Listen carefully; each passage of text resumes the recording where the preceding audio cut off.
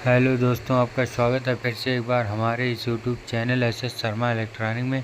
आज के इस वीडियो में हम फिर से एक नए घर में हाउस वायरिंग करने जा रहे हैं।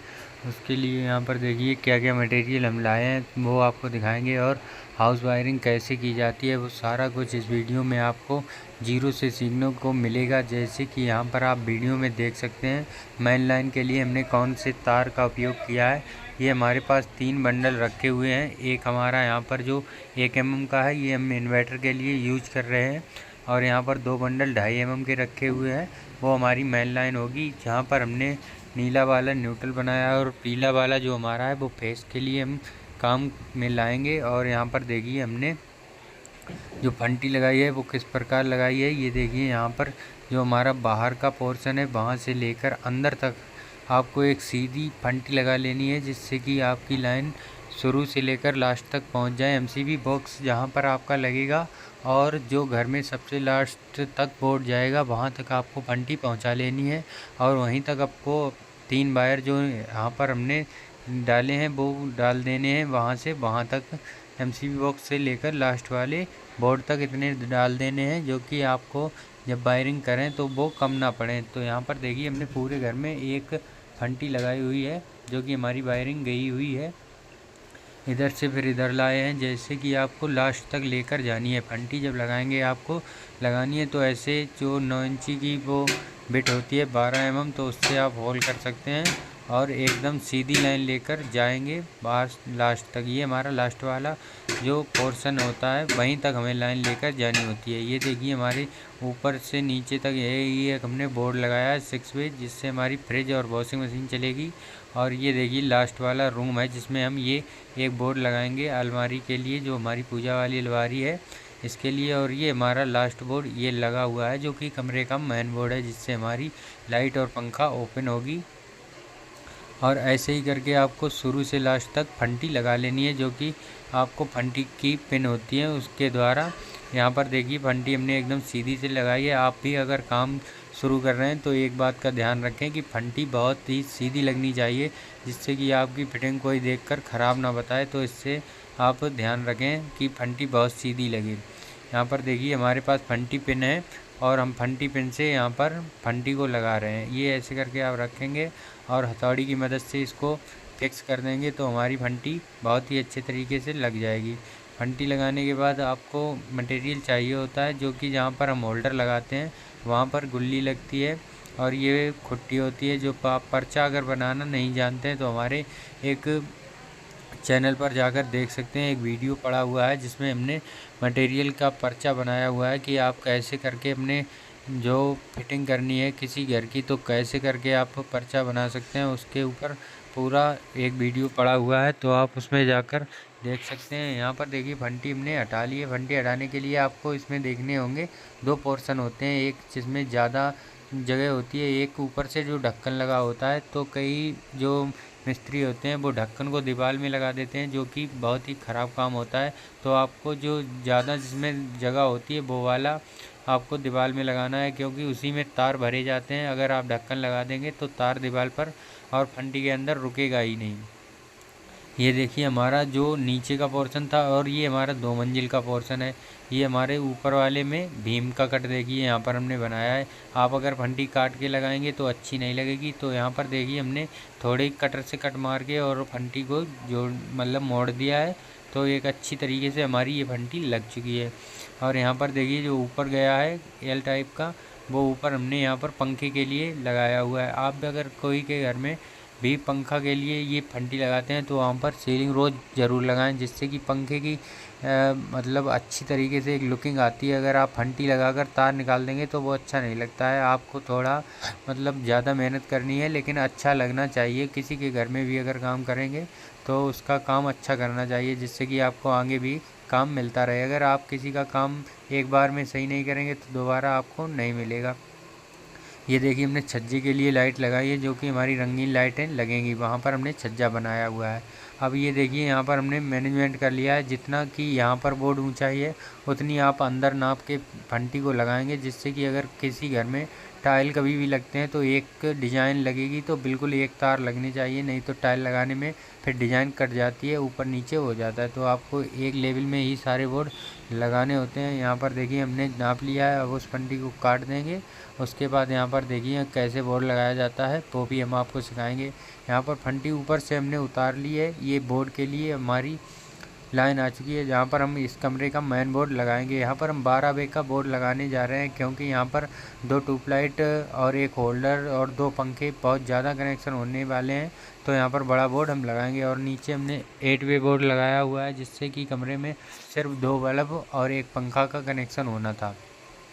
तो यहाँ पर देख लीजिए, उसी प्रकार से आप बोर्ड लिखेंगे जिस प्रकार से आपको मतलब उपकरण जगाने हैं। जहाँ पर ज़्यादा उपकरण लगे हैं वहाँ पर ज़्यादा का स्विच का बोर्ड लगाएंगे। यहाँ पर हमने देखिए कटिंग करने का तरीका, जो कि हमने यहाँ पर 2 कट मार लिए हैं, और उसके बाद यहाँ पर नोक प्लास से हम इसको प्लास्टिक को हटा देंगे, और उसके बाद यहाँ पर फंटी पे रख के एकदम बढ़िया से लगाएंगे, जिससे कि आपकी ऊंचाई ना रहे और फंटी भी इसमें फिक्स आ जाए और बहुत अच्छा देखने में लगे। और ये लगाते समय आपको देख लेना है कि टेढ़ा मेढ़ा नहीं होना चाहिए, क्योंकि बोर्ड अगर देखने में अच्छा नहीं लगेगा तो आपकी फिटिंग अच्छी नहीं लगेगी। कोई भी आकर देखेगा तो कहेगा ये फिटिंग किसने की है, और आपको नाम खराब हो जाएगा। इसलिए आपको हर काम बहुत अच्छे तरीके से करना होगा। यहाँ पर देखिए हमने बोर्ड रख के मार्किंग कर ली है। मार्किंग करने के बाद यहाँ पर मशीन से होल मारेंगे। होल मारने के बाद यहाँ पर गुल्ली लगाएंगे। आपको दिखाएंगे कि गुल्ली कैसे लगाई जाती है। गुल्ली लगाने के बाद यहाँ पर ये देखिए हमारी गुल्ली है, और इस गुल्ली को लगाने के बाद यहाँ पर चाइना पेंच से बोर्ड को टाइट करेंगे। बोर्ड को टाइट करने के बाद पहले आपको काम यही करना है, फंटी पूरे घर में लगा लेनी है। उसके बाद यहाँ पर बोर्ड लगा लेने हैं। बोर्ड लगाने के बाद हमको मेन लाइन डालनी है, जो कि हमारी 3 तारों की पड़ती है, जिसमें कि एक इन्वर्टर का और एक न्यूट्रल और एक फेस होता है। तो आपको हमने पहले ही बता दिया है, एमसीबी बॉक्स से लेकर और लास्ट वाले बोर्ड तक 3 वायर डाल लेनी चाहिए, जिससे कि हमारी मेन लाइन में भी कोई कट ना हो, जिससे कि हमें कभी भी कोई दिक्कत और फॉल्ट की समस्या ना आए। अगर आप ज़्यादा कट कर देंगे तो भी दिक्कत होगी, क्योंकि बार बार स्पार्क होगा, कहीं से तार ढीला हो जाएगा तो वहाँ से जलकर फंटी भी ख़राब हो जाएगी। तो यहाँ पर हमने ये देखिए चाइना पेंच कस दिए हैं, और उसके बाद जो फंटी के नीचे हमने यहाँ पर बोर्ड के नीचे एक फंटी लगा रहे हैं। यहाँ पर हम एक पावर बोर्ड लगाएंगे। पावर बोर्ड आपको 1 से 1.5 फुट के साइज में लगाना है। अगर कोई कह रहा है कि हमारा पावर बोर्ड ऊपर लगा दो फ्रिज, तो आप उसके हिसाब से लगा सकते हैं, नहीं तो जो मतलब कि मिनिमम माप होता है तो वो 1 से 1.5 फुट के ऊपर आप लगा सकते हैं पावर बोर्ड। लेकिन पावर बोर्ड आपको देखना है, एक बिना शटर का आता है, एक शटर वाला आता है। तो आप अगर नीचे लगा रहे हैं तो सॉकेट ध्यान से शटर वाले ही लगाएं, जिससे कि कोई छोटा बच्चा उंगली उसमें ना डाल पाए। ये देखिए यहाँ पर एक पावर बोर्ड कनेक्शन आया है, जो कि हमारा किचन में आया हुआ है। तो यहाँ पर हम एक बल्ब भी लगा रहे हैं, ये देखिए। और हम आपको अभी कनेक्शन करना सिखाएंगे कि कैसे आप कनेक्शन करेंगे। तो ये हमारा लास्ट बोर्ड है, जो कि किचन के पास है। नीचे वाली वायरिंग हम कर चुके हैं पूरी, तो आपको कनेक्शन इस ऊपर वाले जो पोर्शन है उसमें सिखा रहे हैं। ये देखिए यहाँ पर जो बल्ब का पॉइंट आया है वो स्विच के ऊपर वाले पॉइंट में लगेगा, और स्विच में हमेशा लूपिंग की जाती है। अभी हम आपको बोर्ड बनाना भी इसी वीडियो में सिखाएंगे। तो यहाँ पर हमने इसमें वो गांठ इसलिए लगा ली है क्योंकि यहाँ पर 2 वायर आ चुके हैं वाइट कलर के, तो क्योंकि तार यहाँ पर कम पड़ रहा था, तो हमने जो मेन लाइन का इन्वर्टर वाला वायर आया हुआ है वो तो डायरेक्ट डाल दिया है। जो हमारा पॉइंट का वायर आया हुआ है उसमें हमने इसलिए गांठ लगा ली है, जो कि हम जब कनेक्शन करें तो हमें कोई भी दिक्कत ना आए, इससे हमें याद बना रहे। तो हमने यहाँ पर कनेक्शन मतलब गांठ मारने के बाद फंटी लगा दी है। तो हमें अब पता कैसे चलेगा कि हमारा होल्डर का वायर कौन सा है। तो यहाँ पर हमने गांठ लगा ली है, जिससे हमें आसानी से पता चल जाएगा। अब यहाँ पर फंटी को हमने नाप लिया है, इसको काट के लगाएंगे। उसके बाद ये होल्डर में 2 वायर आए हुए हैं, इसमें से एक वायर जो हमारा होता है न्यूट्रल में कनेक्ट होता है। हर एक उपकरण का जो उपकरण हमारा ऊपर लगता है, जैसे ट्यूबलाइट, पंखा या होल्डर या कोई भी लाइट, तो उसका एक वायर न्यूट्रल में कनेक्ट होता है, क्योंकि उपकरण को चलने के लिए न्यूट्रल और फेस की आवश्यकता होती है। तो न्यूट्रल हम ऊपर से कनेक्ट कर देते हैं, और फेस हमारा स्विच से ऑपरेट किया जाता है। क्योंकि अगर हम डायरेक्ट न्यूट्रल और फेस दे देंगे तो हमारा उपकरण हमेशा ही चलता रहेगा, तो हमें बंद करने के लिए स्विच की आवश्यकता होती है। इसीलिए हम बोर्ड लगाते हैं, इसीलिए बोर्ड में हमें स्विच लगाना पड़ता है। तो यहाँ पर ये देखिए हमारा बोर्ड है, जो कि यहाँ पर लगने वाला है। तो यहाँ पर हमने जो 2 सॉकेट लगाए हैं वो 16 एम्पियर के स्विच से एक ही बार में कनेक्ट कर देंगे। तो एक जब हम स्विच ऑन करेंगे तो हमारे दोनों सॉकेट ऑन हो जाएंगे, और एक जो स्विच बचा है इससे हम वो क्या होता है जो किचन के अंदर मतलब बल्ब लगा हुआ है वो हमारा ऑन होगा। तो यहाँ पर 2 स्विच हैं, अब आप कनेक्शन करना सीख जाएं। यहाँ पर देख लीजिए जो हमने वायर नापा है वो यहाँ पर सॉकेट के दोनों कोनों में पहुँच जाएगा, जिससे कि हमारे मतलब दोनों सॉकेट में फेस पहुँच जाएगा। तो हमने यहाँ पर जो वो लगा हुआ है इसका स्विच 16 एम्पियर का, उसके बीच में हमने लूपिंग कर दी है, जिससे कि यहाँ पर फेस दोनों तरफ पहुँच जाए। अब ये सॉकेट के दोनों कॉर्नर में यहाँ पर हम इसको कनेक्ट कर देंगे, जिससे कि दोनों में हमारा फेस पहुँच जाएगा, और न्यूट्रल को हम नीचे से कनेक्ट कर देंगे। ये देखिए हमने बीच वाले स्विच से लेकर दोनों तरफ एक ही वायर का टुकड़ा लगाया हुआ है, जो कि यहाँ पर देखिए एल और एन लिखा होता है सॉकेट में। तो हमने एल वाले पॉइंट पे आपको फेस हमेशा कनेक्ट करना है, और एन वाले पॉइंट पे हमें न्यूट्रल कनेक्ट करना है। तो यहाँ पर देखिए एक ही वायर हमने दोनों में कनेक्ट कर दिया है, क्योंकि एक ही स्विच से हमें दोनों चलाने हैं, तो हम एक ही स्विच से दोनों को कनेक्ट कर रहे हैं। यहाँ पर एल वाले दोनों पॉइंटों में हमने तार का टुकड़ा लगा दिया है, जो हमारे पास रखा हुआ था 2.5 mm का। और यहाँ पर न्यूट्रल कनेक्ट करने के लिए यहाँ पर देखिए एन वाले पॉइंट से इस वाले सॉकेट से लेकर इस वाले सॉकेट तक काट दिया है। अब यहाँ पर हम ये देखिए जो हमारा पॉइंट का वायर था वो हम पहले लगाएंगे स्विच में, जो हमने 6 एम्पियर की स्विच ली हुई है, क्योंकि पंखा और रॉड या ट्यूबलाइट या बल्ब कोई भी चलाने के लिए हमें 6 एम्पियर की सॉकेट और स्विच की आवश्यकता होती है। और हैवी लोड पावर वाला जैसे कि मोटर, फ्रिज, वॉशिंग मशीन, इसके लिए हमें 16 एम्पियर की आवश्यकता होती है। तो यहाँ पर हमने 6 एम्पियर का कनेक्ट कर दिया है स्विच। अब यहाँ पर जो हमारा न्यूट्रल है वो भी हमने कनेक्ट कर दिया है दोनों में। अब ये हमारा फेस वाली जो स्विच हमने लगाई है जिससे दोनों कनेक्शन किए हैं उसमें ये हमारा वायर लगेगा। और यहाँ पर आपको देखने को मिल रहे होंगे दोनों वायर नीले हैं, तो हमने इसलिए किए हैं क्योंकि एक बंडल हमारे पास था और ऊपर का मतलब पोर्शन थोड़ा कम था, तो हमने एक ही बंडल मतलब कि कस्टमर के कहने पर एक ही मतलब तार डाला था, दूसरा बंडल नहीं खोला है। तो एक बंडल में हमने टेपिंग कर ली है। वो देखिए आपको ब्लैक वायर दिख रहा होगा, ब्लैक टेप लगाया है उसमें हमने, तो उसको हमने न्यूट्रल बनाया है। तो न्यूट्रल ये हमारा यहाँ कनेक्ट हुआ है, इसी से ये दूसरे वाले में कनेक्ट हुआ है। और ये फेस हमारा स्विच से कनेक्ट हुआ है जो नीला वाला, और उसी की लूपिंग दोनों तरफ जुड़ी है। तो इससे हमारे सॉकेट को नीले, न्यूट्रल और फेस दोनों मिल जाएंगे। और यहाँ पर जो बल्ब वाला कनेक्शन है वो इन्वर्टर का एक वायर नीचे 6 एम्पियर के स्विच में आया है, और वहीं से हमारा ऊपर वाले में जो बल्ब का कनेक्शन लगा हुआ है वो भी लगा दिया है, जिससे हमारा बल्ब जलेगा। तो यहाँ पर कनेक्शन हो चुका है पूरा। अब यहाँ पर हम इस बोर्ड को कस देंगे, और होल्डर में आपको देखने को मिलेंगे 2 वायर होते हैं। ये हमारे एक न्यूट्रल और एक फेस बनाना होता है। न्यूट्रल हमने पहले ही बता दिया, वहाँ पर अंदर कनेक्ट हो जाता है और फेस हमारा बोर्ड तक पहुँचता है। ऐसे करके यहाँ पर जो बोर्ड हमने मैनेजमेंट किया था होल करने के बाद यहाँ पर देखिए गुल्ली लगाएंगे, और गुल्ली लगाने के बाद यहाँ पर बोर्ड का सरफेस कसेंगे। जो हमारी बोर्ड की सीट होती है, जो सरफेस होता है उसको लगाएंगे। फिर उसके बाद हम वायर यहाँ तक भी लाएंगे कनेक्शन करके, और इसमें कनेक्शन करेंगे, और आपको बताएंगे कि कैसे आपको पता करना है वायर बिना कोई भी मीटर के कि कौन सा पंखा का है और कौन सा ट्यूबलाइट का है, कौन सा हमारा बल्ब का है। हर मतलब हर वायर के बारे में आपको बताएंगे। आप देखते ही पता कर लेंगे कि कौन सा वायर कहाँ से आया है और किसका है। यहाँ पर इसको देखिए चाइना पेंच आप रखेंगे तो बहुत ही आसानी से यहाँ पर बोर्ड लग जाएगा। यहाँ पर चाइना पेंच से हमने बोर्ड लगा दिया है, और उसके बाद यहाँ पर यही वायर लग रहे हैं हमारे। जो वायर हम यहाँ पर लेकर आए हैं, फंटी देखिए यहाँ पर हम लगा रहे हैं। ऐसे करके आपको लगानी है फंटी, नीचे से लगाकर ऊपर तक रपका देनी है, जिससे कि आपकी फंटी बहुत ही अच्छे तरीके से लग जाएगी, और नीचे तरफ आप ठोक देंगे। और ये देखिए एक पंखे का पॉइंट है, और ये बाहर एक होल्डर है, और ये एक अंदर का ट्यूबलाइट है। ये सारे तार इकट्ठे होकर आ रहे हैं। ये न्यूट्रल हमने देखिए टेप मारा है, ये फेस है, और एक इन्वर्टर है। ये हमारे पॉइंट के वायर आए हुए हैं, जो हमने उधर 3 पॉइंट बनाए हुए हैं, आप देख सकते हैं, जहाँ पर एक पंखा है और एक उधर बल्ब है। ये 3 पॉइंट हैं, एक ट्यूबलाइट। 3 पॉइंट हमने उधर से ले लिए हैं, जिससे कि यहाँ पर 3 पॉइंट आए हुए हैं। और हमारा ये 3 वायर न्यूट्रल, फेस और इन्वर्टर का साथ में चल रहा है, और ये हमारे 3 पॉइंट आपको दिखा रहे हैं। ये हमारा देखिए एक पंखे का वायर जो हम वहाँ पर लेकर गए हैं, एक हमारा बोर्ड तक जाएगा, और एक इसके उधर एक हमने वो लगाया है बल्ब। ये देखिए इसके पॉइंट छोड़े हैं, और एक वहीं पर हमारी एक LED लाइट और लगेगी, LED ट्यूबलाइट। जिससे कि हम वहाँ पर कनेक्शन करेंगे। ऐसे करके हर बोर्ड के कनेक्शन लाने हैं आपको। यहाँ पर हमने हर एक जगह से वायर लाकर और बोर्ड कंप्लीट कर लिए हैं। अब आपको कनेक्शन बता रहे हैं कि कैसे करने हैं। यहाँ पर हमने एक वायर कस के देख लिया है, यहाँ पर लूपिंग कर दी है। स्विच के नीचे वाले पॉइंट में आपको एक वायर फांस लेना है, जिससे कि इन्वर्टर का वायर हम कनेक्ट करें तो हर एक स्विच में हमारा फेस पहुंच जाए। देखिए यहाँ पर हमने लूपिंग कर दी है।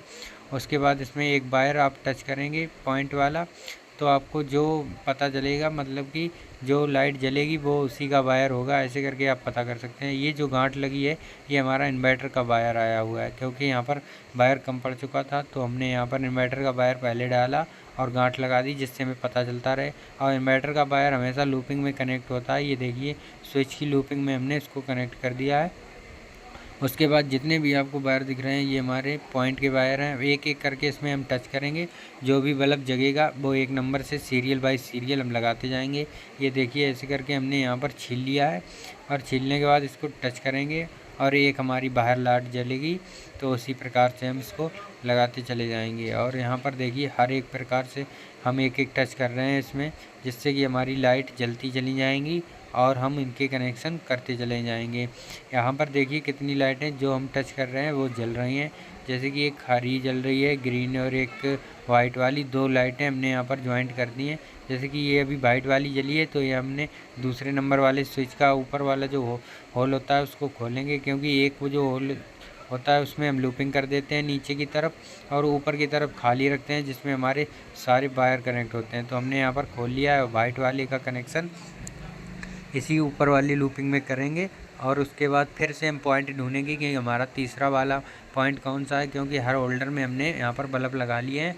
और आपको पता होगा कि हर घर में पंखे तुरंत नहीं लगते हैं, तो आपको क्या करना होगा कि जो भी आपने होल्डर लगाए हैं उनमें बल्ब लगा लें, और एक एक करके टच करेंगे तो बल्ब तो सारे जल जाएंगे।